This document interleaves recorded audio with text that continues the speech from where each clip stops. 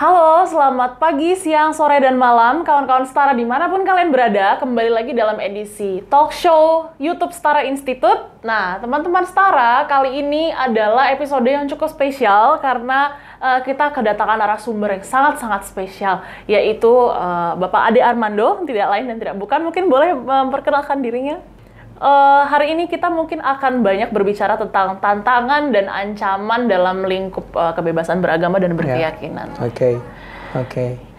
Nah, kawan-kawan Setara, seperti biasa, hari ini sesi talk show YouTube Setara pada hari ini akan dipandu oleh saya sendiri, Harkirtan Kaur, dan juga rekan saya yang luar biasa tadi, yaitu Bapak Coki. Baik, nah mungkin kita bisa ngobrol-ngobrol santai aja kali ya. Saya lagi berusaha untuk menenangkan diri ya, karena agak deg-degan hari ini. Saya juga kaget karena ternyata siapa? Tintan. Kirtan nih baru berusia 24 tahun, Cok. Sementara kita ini udah 60-an. Iya, baik. Tapi itu membuat saya menjadi sangat optimistis ngeliat Indonesia ke depan. Ya bayangin kamu yang baru berusia 24 tahun memilih untuk menjadi bagian dari, ini kan pergerakan setara kan? Ya, pergerakan dan ya artinya gini, tuduhan-tuduhan bahwa kalian kan Z nih, Z generation ya. Ini Gen Z kan mikirinnya cuman di dirinya sendiri atau apa, tidak terbukti. Jadi top dan wah, terima kasih sekali, luar biasa. Oke, ya itulah ya mungkin bagi kami, mungkin teman-teman Setara yang saat ini mungkin sedang memperjuangkan banyak sekali isu-isu kemanusiaan ya, ini menjadi satu hal yang memang harus diperjuangkan gitu ya. Kalau semua Gen Z sibuk dengan urusannya masing-masing, lalu siapa yang akan memperjuangkan teman-teman minoritas yang ada di luar sana, yang akan mengadvokasi hak-hak mereka gitu. Nah, mungkin kita bisa mulai dengan memantik obrolan pada hari ini ya, Pak Coki. Mungkin biasanya kan saya yang suka mulai nih ya. Dari Pak Coki ada yang mau dibahas? Ini saat yang tepat ya untuk kita bicara tentang kebebasan beragama, keragaman, dan juga intoleransi. Karena ini sahabat saya ini seorang yang vokal bicara tentang hal itu gitu ya. Dan channel yang dia kita semua sudah tahu lah ya, selalu bicara tentang hal itu gitu. Tapi yang untuk kesempatan kali ini aku ingin ngajak dan mendengarkan pendapat Ade ini tentang kenapa sih muncul intoleransi di Indonesia, terutama pasca reformasi. Apa sih akar masalahnya?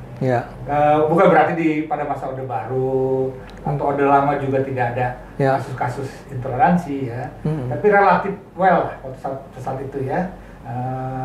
Dan perbedaan keyakinan waktu itu kan tidak terlalu masalah ya. Waktu kita misalnya masih di SMP, SMA, kita sama tahu lah ini agamanya ini. Dan kadang-kadang itu menjadi ledekan tapi juga gurauan, tapi nggak ada maksud apa-apa gitu ya. Tapi pas sekarang nih serius di studi-studi kita bisa setara tentang kebebasan beragama dan toleransi di kalangan SMA juga cukup mengkhawatirkan. Kita kan ada 2 riset ya tentang toleransi di sekolah menengah atas itu di riset di Jakarta dan Bandung. Itu bahkan ada jumlah yang kecil malah dukung juga kekerasan. Membenarkan tuh tindakan kekerasan gitu. Jadi apa nih gitu. Jadi aku melihat bahwa intoleransi ini udah masuk hampir ke semua sektor. Jadi jangan kaget gitu loh ya. Di kantor orang-orang profesional pun juga ya. Bahkan yang gelar-gelar akademis tinggi, profesor pun juga kalau bicara soal ini, waduh, kelihatan nih karena kepicikan pandangan agamanya gitu. Nah, ini kenapa, Dek? Itu mungkin dalam kesempatan bisa jelasin lah ya. Ya, pertama-tama kita harus ingat bahwa sebenarnya Coki, akar dari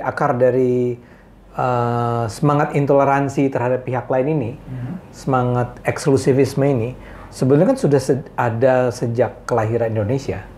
Ya walaupun barangkali sebagian orang tidak akan terlalu setuju, tapi saya akan katakan, tidakkah kita ingat bahwa sebenarnya ketika Indonesia lahir, sebagian dari founding fathers di Indonesia sempat berusaha memasukkan kewajiban bagi umat Islam untuk menjalankan syariahnya. Dan itu menurut saya adalah salah satu cara berpikir yang mencerminkan eksklusivisme, bahwa Islam berbeda dengan agama-agama lain dan kalian orang-orang Islam harus menjalankan syariah Islam, dan itu artinya kita harus semacam membangun sebuah negara Islam di Indonesia di mana orang-orang di luar Islam itu menjadi mungkin saudara, mungkin teman, tapi kayak orang numpang gitu. Karena mereka sadar bahwa Indonesia itu mayoritas Islam. Ya, jadi udah ada semangat ingin menjadikan ini sebagai sebuah negara Islam gitu kan. Sudah ada semangat untuk dan sudah ada sudah ada ragam-ragam interpretasi tentang Islam yang memang cenderung sempit. Ya. Jadi sudah ada. Saya tidak ingin mengatakan bahwa ini all of a sudden terjadinya baru sekarang. Ya. Kalau mau dilacak akarnya udah ada dari dulu. Dan kemudian jangan pernah lupa dengan semangat untuk ada upaya untuk mendirikan negara Islam Indonesia. Ya, berbagai kelompok-kelompok semacam itu sudah ada tahun 50-an, tahun 60-an ya. Tapi memang di masa itu dia tidak berkembang secara mengemuka, saya rasa lebih karena ya memang government-nya nggak kasih mereka peluang untuk bisa tumbuh. Jadi Anda boleh suka, Anda boleh nggak suka nih Tan ya. Pernah tahu kan tentang Soeharto ya? Iya. Ini anak 24 tahun, saya masih kagum dengan ada anak 24 tahun ngomong tentang saya, tentang Indonesia gitu ya. Nah, biar gimana pun ada masa, at least sebelum tahun 90-an ya, Soeharto itu anti-Islam pada dasarnya kan. Dia mencegah jangan sampai Islam radikal itu tumbuh, eksklusivisme itu tumbuh. Jadi ditiadakan, dihabisi, betul-betul dihabisi. Partainya diinterfere. Kalau istilah cawe-cawe itu sebetulnya zaman dulu cawe-cawenya luar biasa dong. Partainya dulu dari tadinya banyak menjadi cuma 3 gitu kan. Yang Islam itu cuma P3 dan P3 itu juga dihabisi, bukan dihabisi lah, tidak dibiarkan untuk bisa tumbuh secara normal. Nah, ada macam-macam gerakan Islam di masa itu yang ditangani secara sangat keras oleh pemerintah Soeharto. Nah, jadi kalau pada masa itu tidak terlihat adanya semangat untuk mengeksklusifkan Islam atau menjadikan Islam itu sebagai kekuatan dominan di Indonesia, itu lebih karena nggak dikasih kesempatan. Ya. Nah, tapi pada masa itu, pada tahun kita tuh kuliah 90-an ya? Iya nggak? 80-an. Lupa. Saya tuh masuk. Kita kan kuliah 1980. Saya rasa pada saat itu udah mulai tumbuh tuh. Ya. Gerakan-gerakan Islam eksklusif yang masuk apakah melalui kampus atau tapi terutama melalui kampus. Karena saya merasakannya. Ketika itu saya mulai menjadi seorang aktivis kampus yang kenal dengan kelompok-kelompok Islam tersebut. Dan saya berusaha direkrut ketika itu menjadi salah satu aktivis Islam di situ. Yang membuat saya terselamatkan dari politik Islam politik semacam itu adalah mungkin karena sejak lama saya diajari oleh orang tua saya dan lingkungan saya, dan dengan Coki, saya berteman dengan Coki di SMA itu sangat dekat ya. Adalah kita tidak pernah melihat masing-masing kita sebagai orang yang berbeda agama. Kita tidak pernah menjadikan itu sebagai sebuah faktor yang mengganggu hubungan kita. Dan dia, kalau saya ingat sih, bukan Kristen yang terlalu rajin ke gereja juga ya. Jadi saya bisa nongkrong di rumah dia, itu pada hari Minggu gitu ya.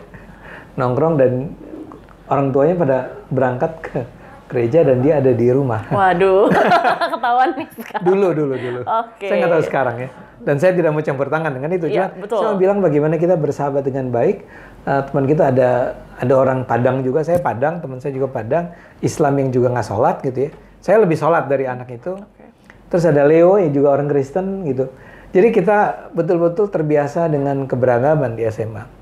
Nah di kampus, dan saya diajari oleh orang tua saya untuk ya selalu hargai orang lain ya, selalu hargai kelompok lain. Dan ayah saya itu punya teman orang Belanda, orang Cina, orang segala macam ya, beda agama.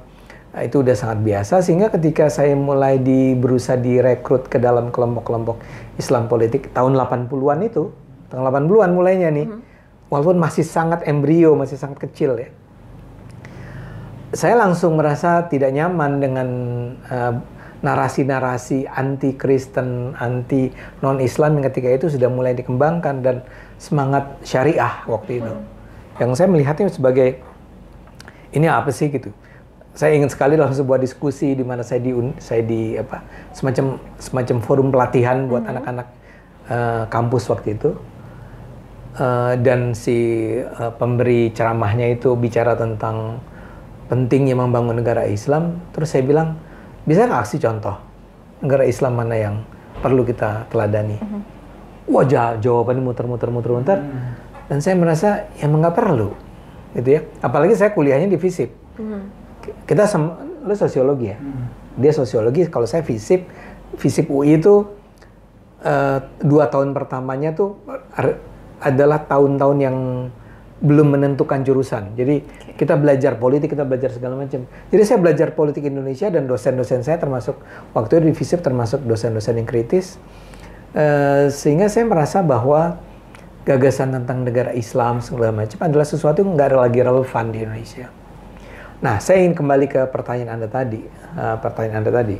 Jadi sebetulnya dimulai tahun 80-an ya, sebagai perlawanan terhadap kemarahan terhadap bagaimana Orde Baru memperlakukan Islam.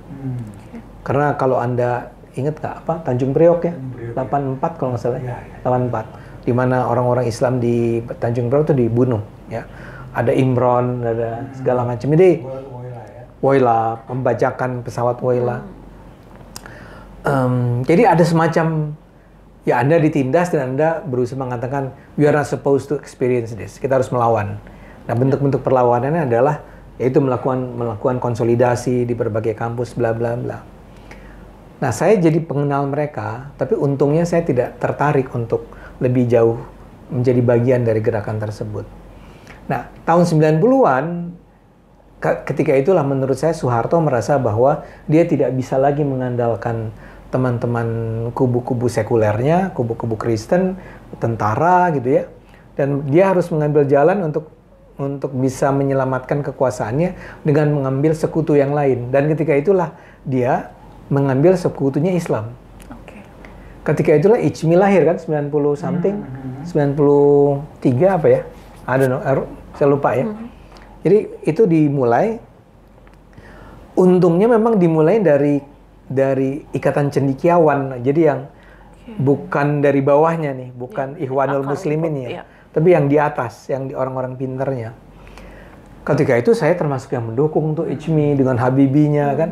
Karena ya saya kan juga baru sekolah dari Amerika, baru pulang tahun 92, saya 91. Dan saya merasa bahwa, oh iya nih bagus nih kalau akhirnya gerakan Islam ini mengambil jalan bukan gerakan-gerakan politik yang radikal, tapi berusaha memahami Islam dengan cara yang lebih intelektual. Yeah. Nah, tapi tanpa kemudian disadari, ketika itu dibuka, segala hal masuk ke dalam apa sih, keranjang Islam itu. Termasuk kelompok-kelompok yang belakangan menjadi apa yang saya sebut sebagai kelompok Islamis, ya. Jadi 90-an mulai berkembang, dan itu di kampus adalah awalnya, menurut saya, awalnya PKS. Ya. Anda tahu gerakan KAMI kan, Kesatuan Aksi Mahasiswa Muslim Indonesia. Itu berkembangnya di kampus, ya. Dan salah satu kampus yang itu tumbuh adalah di UI, di Universitas Indonesia. Jadi itu mulai, dan salah satu yang diajarkan yang saya bilang mengganggu saya tadi adalah apa yang disebut sebagai kalau dalam bahasa akademisnya tuh kaum Islamisme. Yaitu yang kira-kira argumennya begini. Kita harus hidup sesuai dengan syariah. Kita harus hidup sesuai dengan apa yang diajarkan oleh Al-Quran dan Sunnah. Nabi Muhammad. Untuk menyelamatkan dunia dan menyelamatkan kaum muslim di dunia ini, maka kita harus kembali ke akar kita. Akar kita apa ya tadi? hidup sesuai dengan apa yang diajarkan oleh Nabi Muhammad di abad, bayangin nih, abad ke-7 Masehi, which is 14th century ago. Ya. Tapi mereka betul-betul percaya tuh. Pada dasarnya yang harusnya mengikat kita adalah bukan nasionalisme. Yang harusnya mengikat kita adalah agama, Islam. Maka mereka menganggap persaudaraan itu, bangsa itu menjadi tidak relevan. Yang terpenting adalah kamu bukan saudara saya karena kamu bukan Islam. Kamu bukan saudara saya karena kamu bukan Islam. Tapi kalau ada orang Islam, dia saudara. Orang itu mungkin korup, tapi dia saudara kita. Itu dibangun terus tuh di masa itu. Yang saya katakan tadi, di zaman Soeharto itu tidak cukup. Tidak cukup ada ruang bagi itu. Ketika di zaman Ijmi, ini seperti hilang. Tapi dia sebenarnya hidup terus. Tapi dia tidak pernah dibicarakan dalam forum-forum underground. Ya. Tapi kehadiran Ijmi itu memberi kekuatan buat mereka untuk tidak lagi khawatir bahwa kalau kita bicara, kita akan dihabisi nih. Kita punya proteksi nih. Maka itu berkembang sebetulnya di kampus-kampus. Betul? Saya akan menyebut UI, IPB, ya. Saya nggak tahu di UGM, Cok, waktu itu, 90-an. Ada ya? Ada, makanya. UI, baik. Ini kan perguruan-perguruan tinggi terbaik. UI, IPB, ITB, UGM, mungkin Brawijaya, gitu ya. Pasti negeri. Nah, ketika masuk ke era reformasi, apalagi ketika di era reformasi tentu saja dihormati dong hak orang untuk berorganisasi, untuk berpikir, berbeda pendapat. Mereka menemukan jalan yang sangat terbuka untuk mengembangkan ini. Maka sejak tahun itulah gerakan Islamis ini secara sangat well coordinated, sangat terkoordinasi melakukan gerakan di Indonesia. Mula-mula masih tidak terlalu mudah karena berhadapan dengan, bayangin, Presiden Habibie-nya cuma setahun kan ya? Not even, dia setahun lebih lah. Terus diikuti oleh siapa? Gus Dur. Yang tentu saja bukan sahabatnya kaum Islamis. Kemudian Megawati. Oke? Jadi, kalau menurut saya 2000 sampai 2004 itu adalah kira-kira kayak tahap awal konsolidasi, membangun jaringan, mulai memperkenalkan tokoh-tokohnya, bla bla bla. Even Amin Rais sebetulnya, walaupun dia adalah seorang pejuang 98, kalau menurut saya sih sebetulnya dia Islamis pada dasarnya. Yang saya dengar misalnya di UGM kan, dia itu pemberian beasiswa, ya nggak, akan diprioritaskan kepada dosen-dosen yang lebih Islam gitu kan. Nah itu banyak orang seperti Amin Raisnya, ya. Nah saya nggak pernah nyaman dengan orang-orang semacam itu. So saya di UI kebetulan di FISIP itu kan relatif liberal lah ya. Saya bisa berpikir secara seterbuka mungkin tanpa menghadapi ancaman-ancaman dari mereka. Nah tapi ini cerita saya. Cerita lainnya adalah sampai 2004 itu konsolidasi ketika SBY berkuasa. Dia kan punya prinsip menyenangkan hati semua orang. Apa istilahnya itu? Zero enemy. Ya. Dia bangga dengan itu. Yang menurut saya, holy shoot gitu kan. Ngapain lo zero enemy? Ada pihak-pihak yang, dan nggak perlu diperlakukan dengan kasar ya, tapi Anda harus curiga sama orang-orang ini. Nah ketika itulah dia seperti memberi ruang, dan memang barangkali katanya sebagian ada secara sengaja dibina kelompok-kelompok tersebut sebagai pihak yang akan membela kepentingan penguasa di masa itu berhadapan dengan kelompok-kelompok yang barangkali lebih sekuler gitu ya. Jadi SBY mengizinkan itu untuk tumbuh, dan bahkan saya duga barangkali justru mensupport, mempromote, mensupport, membiarkan mereka memang tumbuh di mana-mana. Saya ingat sekali bahwa di zaman SBY sebenarnya Rizik Syihab tuh pernah ditangkap kan? Pernah ketika yang itu KKB. Iya, Monas, ya. 1 Juni ya? Iya, iya. 1 Juni tahun 2000 something. Ada di pemerintahan pemerintahan pertamanya SBY kan? Jadi ada apa KKB itu apa? Bukan KKB. Ya pokoknya ada Hari Pancasila. Iya, ada peringatan Hari Pancasila dengan semangat pluralisme 1 Juni di Monas. Diserang oleh FPI. Digebukin. Disitulah kalau nggak salah kita mulai mengenal orang namanya Munarman itu. Itu katanya ditangkap, tapi tidak cukup lama. Yang terpenting adalah tapi sesudah dia keluar dari penjara, dia kok tiba-tiba justru menjadi sangat bergelora gitu loh. Dan Front Pembela Islam menjadi sebuah kekuatan yang luar biasa seperti untouchable.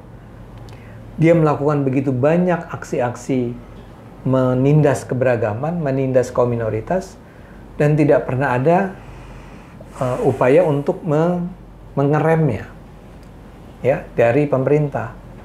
Tapi ketika itulah menurut saya itu terjadi kebangkitan tersebut. Termasuk yang tadinya ya orang mengatakan ini sebagai Islamisme itu wujud paling bagusnya tuh paling nyatanya adalah PKS. Tapi menurut saya more than PKS. Artinya bahkan di luar-luar PKS pun ini bergerak nih gerakan-gerakan ini, dan mereka tahu bahwa mereka tidak mungkin lagi semata-mata atau terutama bergerak di dunia politik. Kan dulu kan semacam ingat tahun 50-an, 60-an tuh orang main di partai politik. Ya. Sekarang mereka lihat, kayaknya untuk menguasai Indonesia, kita nggak bisa lagi, atau nggak perlu lagi main di politik, atau di partai politik. Memang ada PKS, tapi mereka sadar bahwa partai Islam tuh memang nggak mungkin bertarung secara kompetitif di dunia politik Indonesia. Hampir selalu kalah gitu lah. Maka apa yang mereka ambil? Jalan apa yang mereka tempuh? Ya masuk ke pertama yang paling benar, lembaga pendidikan. Tadi sudah saya katakan, mereka melihat bahwa kuasa Indonesia melalui para calon pemimpinnya. Calon pemimpinnya itu ada di mana? Di lembaga-lembaga, di perguruan-perguruan tinggi, perguruan-perguruan tinggi negeri, bukan swasta. Ya. Mereka masuk ke sana. Mereka kuasai BEM-BEM di sana. Oke. Mereka kuasai siapa? Dosen-dosen. Mereka berusaha menguasai fakultas-fakultas. Yang menjadi dekan, yang menjadi bahkan rektor itu harus melalui persetujuan mereka. Itu berada di mana-mana, di kampus-kampus. Tapi nggak cuma di kampus. Ini juga masuk ke instansi-instansi pemerintah. Masuknya biasanya melalui apa? Melalui misalnya di setiap instansi itu, di setiap kementerian, itu pasti ada yang namanya masjid-masjid kantor. Biasanya ini masjid kantor, siapa yang mau ngurus? Orang kayak saya nggak mungkin ngurusin begituan. Karena buat saya itu ngapain ngurusin masjid kan? Itu diambil alih oleh mereka. Oke? Nah, masjid jangan salah, bukan cuma tempat sholat. Tapi tempat bikin diskusi, tempat pengajian, dakwah, ya. Nah, di sanalah kemudian dibangun semacam basis-basis gerakan. Bukan cuma di negeri, bukan cuma di instansi pemerintah, BUMN juga. Bukan cuma di BUMN, di perusahaan-perusahaan swasta juga. Ya. Mereka secara barangkali not really coordinated dalam arti ada organisasinya, ada puncaknya, ada struktur yang ketat dan segala macam. Nggak ada seperti itu kali ya. Tapi well coordinated dalam arti mereka menyebarkan para pendakwah di berbagai kantor-kantor tadi. Ya, ayo pegang masjid ini. Dan apa yang diajarkan itu kurang lebih sama. Nah, mereka juga masuk ke media misalnya. Ya, mereka sadar bahwa membangun, karena itu mereka merasa bahwa memang nggak usah menguasai medianya, tapi masukkan orang-orang di dalamnya, atau orang-orang di dalamnya seharusnya memiliki cara pandang yang sama, sehingga setiap kali ada pemberitaan yang relatif negatif mengenai mereka, itu mendapat ketidaknyamanan di kantor tuh, nggak usah diangkat lah, kayak gini-gini. Ini yang menjelaskan kenapa kejahatan-kejahatan mereka itu tidak cukup terangkat oleh media massa. Ya. Dan kemudian masuk ke, Anda tahu nih kalau orang Islam tuh setiap pagi itu ada semacam acara rohani Islam di almost in every station, almost ya, mungkin nggak semua, tapi ya cukup banyak RCTI lagi itu segala macam. Ya memang ada yang menyajikan kayak Metro TV mungkin konsisten dia menyajikan pendakwah yang relatif lebih soft, yang lebih moderat, pluralis. Tapi kalau stasiun-stasiun lain, ya, yang memang sama semangatnya Islamisme itu mengatakan bahwa tadi you have to refer to Quran, you have to refer to hadis gitu kan dalam kehidupan kita. Kayak pertanyaan, boleh nggak pacaran gitu loh? Kan menurut saya what the gitu kan, ngapain lu mempersoalkan privat ya. Kan lah privat itu, tapi harus diambil tuh dari rujukan Quran. So, ngomong-ngomong gini jangan salah ya, saya itu bukannya anti Islam, saya itu I'm a good Muslim ya. Salah satu cirinya adalah saya sholat 5 waktu. Supaya jangan ada yang salah pandang, ini orang anti Islam banget sih. Enggak. Saya ya mungkin sekarang saya udah nggak sempat ngaji lah, tapi saya baca buku Islam dan seterusnya. Poin saya adalah bukan itunya, tapi cara pandang bahwa Islam, seorang Muslim itu harus berusaha. Jadi ada sebuah buku namanya Al-Quran, dan di situ udah cukup untuk mengatur hidup kita semua, dan kita harus selalu merefer ke sana untuk setiap sendi kehidupan kita. Buat saya it doesn't make sense. It's 14th century old book gitu loh. Ngapain lo nge-refernya ke sana untuk hal-hal yang detail, yang teknis. Kalau misalnya untuk yang keadilan, demokrasi, bla bla, oke gitu ya. Tapi cara kita hidup, cara kita berpolitik, cara kita berekonomi, ya jangan ngelihat ke sana dong sebagai sebuah panduan yang teknis gitu loh. Anyway, saya cuma ingin agar penonton nggak menganggap saya ini sebagai anti-Islam. Iya, untuk mengkelirkan persepsi ya teman-teman setara, karena saya yakin ini banyak sekali yang akan menonton edisi talk show kali ini. Dan marah-marah. Mudah-mudahan enggak. Apakah semua itu berkaitan dengan politik, terutama untuk kemudian rebutan kekuasaan? Ya. Dan karena kalau correct me emang wrong, karena kalau aku lihat misalnya Islam yang tahun udah lama itu ya, kan yang pendukung dulu untuk negara Islam jangan salah, NU juga termasuk ya, sampai 1955 konstituante itu ya mereka masih. Saya sebenarnya nggak enak ngomong gitu, cuma sama gitu ya, hanya kemudian ada perubahan dari mereka. Nah yang lebih banyak orang katakan kan yang kalau masa-masa 1980-an itu kan lebih banyak kelompok-kelompok Islam transnasional ya. Ya jadi anggaplah kalau Islam tradisional seperti NU atau Islam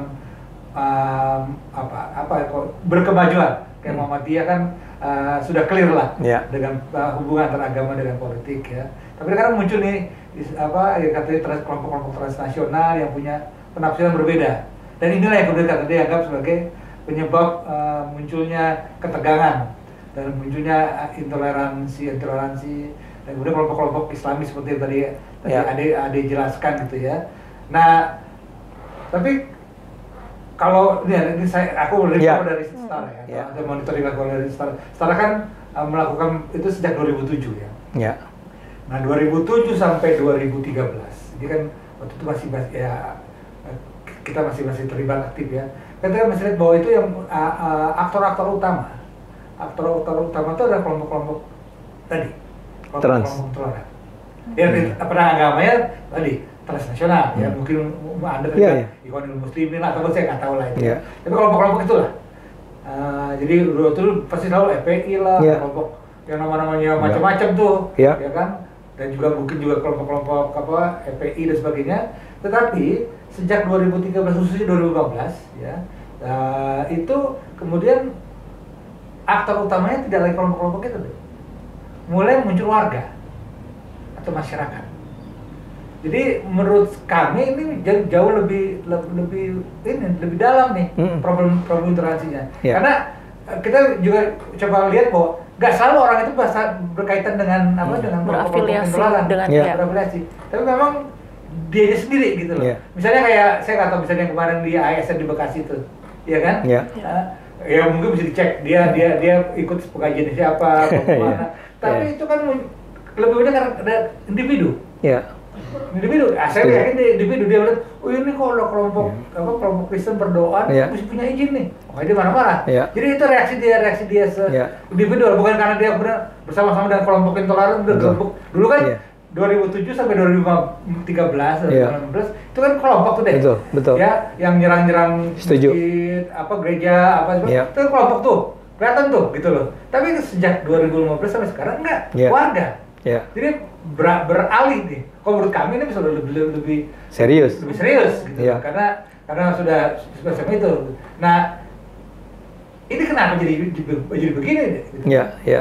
Kata ada lagi kalau orang bilang bahwa sejak 2018, 2017 ke FPI sama HTI Bubarkan. dibubarkan, katanya kan ada terjadi Penurunan. deeskalasi Iya. gitu ya, penurunan, apalagi mereka sudah kehilangan pemimpin yang Betul. dari ke Arab gitu kan, situasi lebih membaik gitu kan, dan apalagi kemudian Jokowi mulai dengan isu moderasi beragama kan, Iya. dan banyaklah inisiatif yang dia ambil. Tapi kalau kita melihat angka yang kita kategorikan sebagai pelanggaran kebebasan beragama itu tetap saja stagnan. Naik. Oh iya. Bahkan pada tahun tertentu naik, turun. Tapi artinya tidak menurun drastis. Selalu ada terjadi. Tuh. Apalagi di tahun-tahun yang ada tahun-tahun politik gitu ya, itu selalu terjadi gitu loh. Nah ini saya kita dari Ade, Iya. ini sebetulnya apa nih sebenarnya? Iya. Apa kalau dulu kan hanya karena sangat politik, saya yakin bahwa mereka para komunitas kita yang mendukung negara Islam atau setuju dengan 7 kata itu memang merasa yakin bahwa Harus. harus, dan Islam dianggap sebagai rahmat lah ya, Yeah. yang bisa memberikan perlindungan kepada yang lain berbeda gitu. Hingga wajarlah kalau misalnya tokoh-tokoh masyumi bisa dekat sama Katolik gitu kan, bisa. Tapi kalau yang sekarang ini enggak gitu. Yeah. Emang tujuannya adalah ingin menundukkan gitu ya untuk menjadi. Iya, setuju. Nah, ini apa sebenarnya? Setuju. Sebetulnya tadi semula rencana saya adalah setelah bercerita panjang di ujungnya saya menunjukkan apa yang Anda katakan. Tapi sekarang saya loncat langsung aja deh, ya. Jadi kan saya tadi katakan semua itu bergerak secara terorganisir. Tapi saya ulang, terorganisirnya jangan bayangkan kita seperti di Mesir ada Ikhwanul Musliminnya. Itu di Mesir, di Aljazair, kan mereka lah pemain utamanya. Kita untungnya nih nggak punya itu. Iya. Jadi bosnya siapa? Nggak ada, rame-rame. Tapi terorganisir. Nah, pada tahun-tahun yang tadi Anda bilang, sampai sebelum 2014, ya bayangkan, kalau saya gambarkan tadi, mulai 2000, sebetulnya bahkan dimulai dari 80, 90, ya. Tapi 2000 itu ditata terus, diorganisir terus, dioperasikan terus. Maka yang harus dikhawatirkan adalah bahwa gerakan ini menjadi, apa istilah sosiologinya ya, terinternalisasi di dalam umat Indonesia, umat Islam di Indonesia. Jadi ini bukan lagi gerakan terorganisir, tapi nilai-nilai yang mereka sebarkan itu masuk ke dalam umat Islam.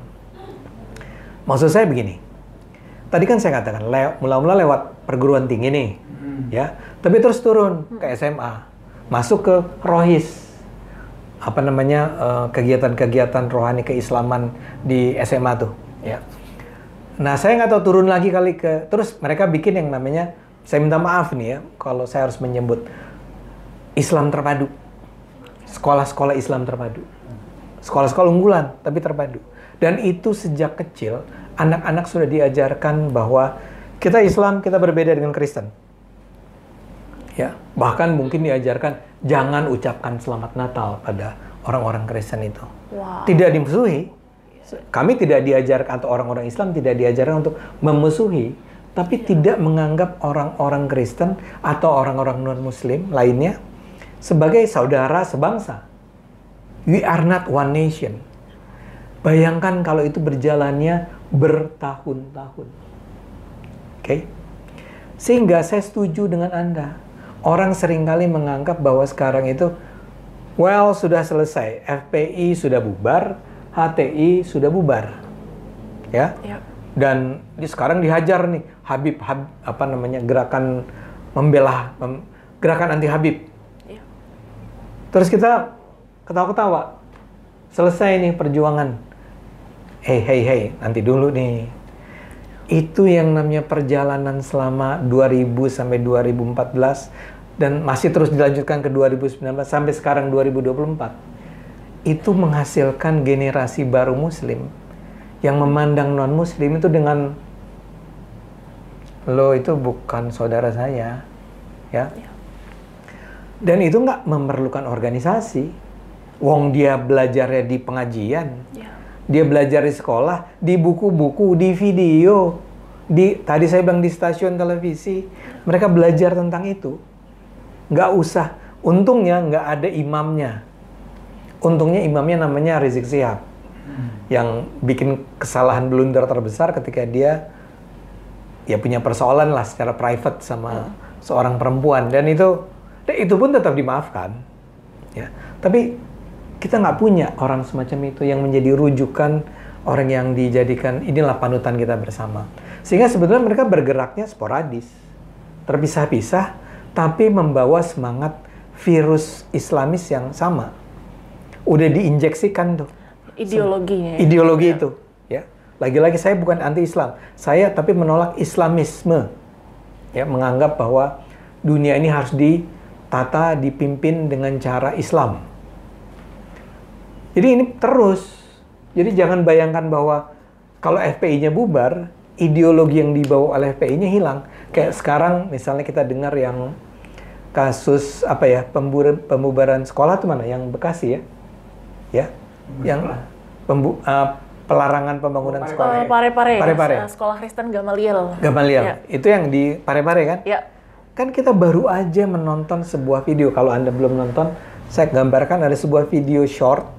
Ada seorang saya nggak tahu dia petinggi, pemuka atau aktivis dengan dia pakai atributnya yang mengajak perang. Betul. Kalau perlu kita bikin Parepare jadi poso. Ya. Buat saya itu astagfirullah. Ini orang merasa dia bisa mengucapkan ini di depan publik. Untung ada yang merekamnya dan menyebarkannya. Poin saya apa? Pertama, kalau orang sampai dengan beraninya bicara semacam itu, dia merasa sebetulnya tidak ada sanksi yang akan diberikan oleh masyarakat terhadap dia kalau dia mengatakan itu. So, dia merasa bahwa people accept this.